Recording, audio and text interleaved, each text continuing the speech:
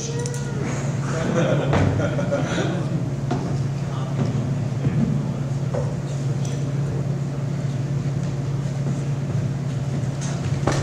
was awesome.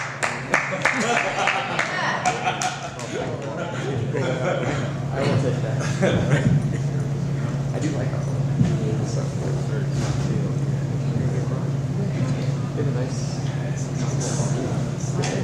We awoke in the desert. There were millions of us, as far as the eye could see, naked except for a pall of red sand that clung to our bodies. The morning sun pricked at us and we stood up and we started walking. It felt like we'd been walking here for ages, for eons, just wandering in this desert. The sun woke us up and it drove us onward, walking ever forward. Not the quick steps of an army, not the defeated steps of refugees, but just a slow, staggering wondering, as if there was something we had to do. And we wondered.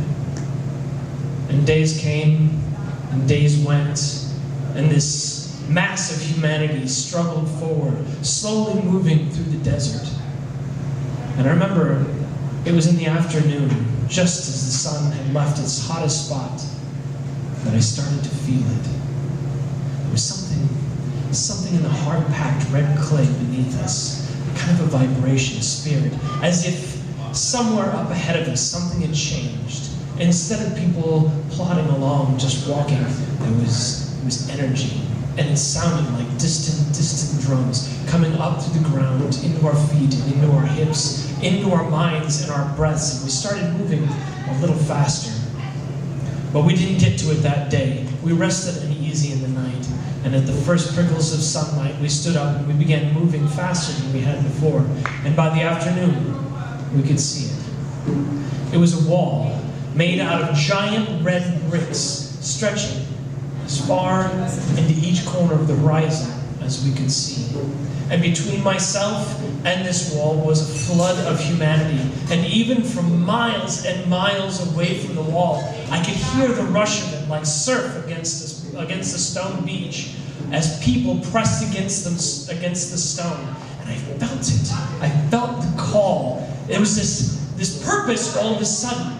This nameless wandering that we've been doing for so long suddenly had a goal that had appeared out of nowhere, and for no reason that any of us could put our finger on, we hated the wall. We wanted to tear the wall down. It was in our way, even though we hadn't known where we were going or why we were going there. To see the wall became a symbol of all of this that we hadn't accomplished. And I remember screaming, vocalizing for the first time in God knows how long, yelling at the wall. And as a mass, we all surged forward. We ran and ran. And up ahead, I could see people slamming against this wall. Thousands of feet high, the wall just kept getting bigger and bigger. And I thought certainly I would reach it any second, but it didn't happen. Instead, I realized the closer I got, the immensity of it. The structure was otherworldly, titanic, something left before by things that weren't man. And we rushed headlong into it, and I could see people rising up, lifting up as if there was a hill between us and the wall, but it wasn't a hill of dirt, it was a hill of people.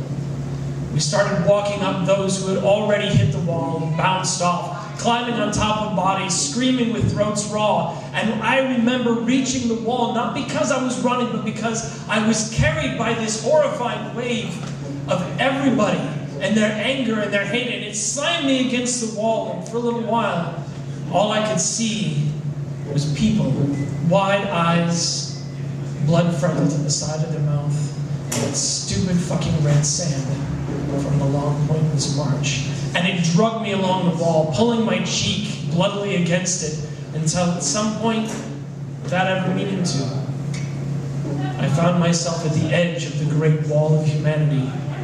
Off to one side, they continued, thundering against this wall as if it had any purpose whatsoever, as if any of this meant anything.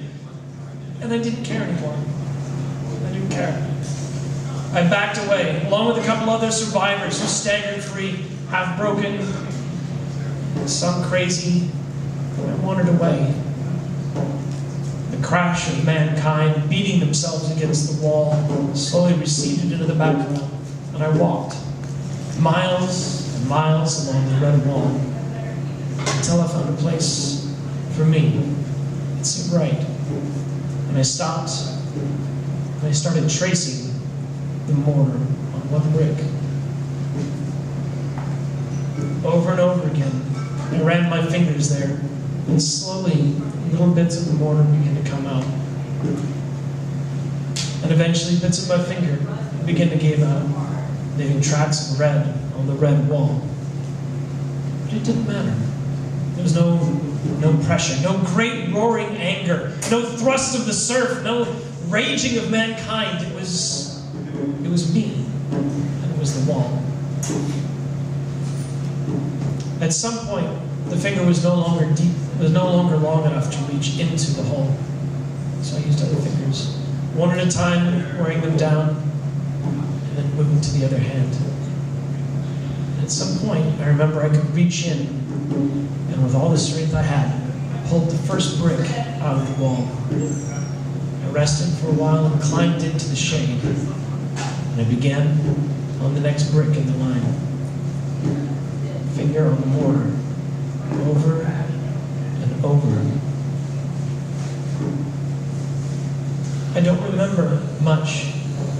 It became a mantra, became a zen. I wasn't doing anything to the wall. I was simply a natural part of things. No rage, no apathy, simply part of the exercise. And then that brick came out. And the next brick came out. And I could feel myself fading, drifting slowly as whatever had sustained me all of these times in the desert.